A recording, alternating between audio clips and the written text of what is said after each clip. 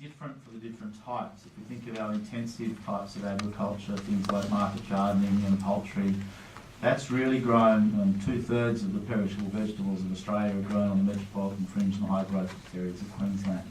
And it's that high growth in those metropolitan areas and those Queensland areas which are the problem.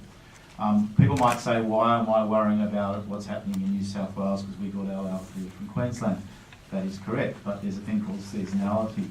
When Queensland, particularly with tomatoes and capsicums, for example, up in the Bowen region, when we grow them down here, they don't grow them up there because it's too hot.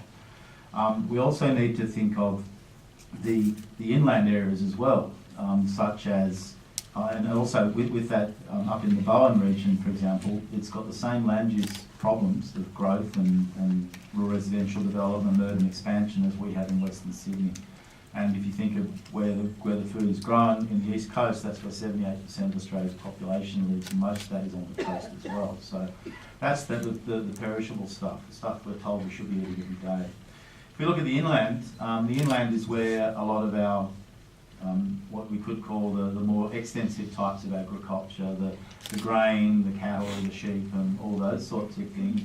And that as well is one of the things we need to think about. So from a planning perspective, we need to identify where those are, and we need to think about where land use conflict occurs. And that land use conflict can be from residential development, rural residential development, or it can also be from things like resource activities like coal seam gas and coal mining. Now, I suppose we need to think about that from the planning perspective.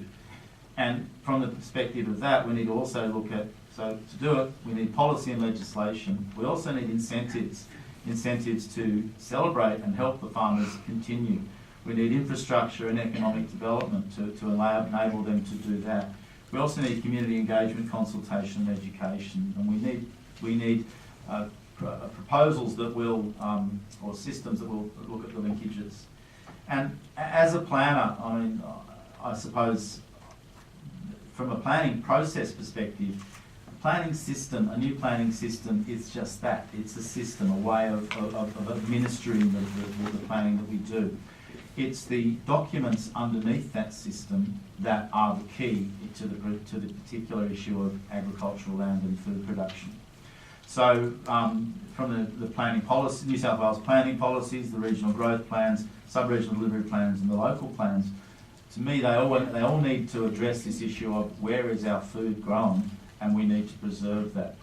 One example under the current system is that complying development says that you can put a dwelling house right next door to a poultry farm, and there's no way that the poultry farm, that you can actually get that to be moved because it's a complying development situation. And one rural residential development in a rural area takes out effectively 77 hectares of land by the 500 metre distance it needs to be from other issues. So that's all I'd like to say. Thank you. Thank you.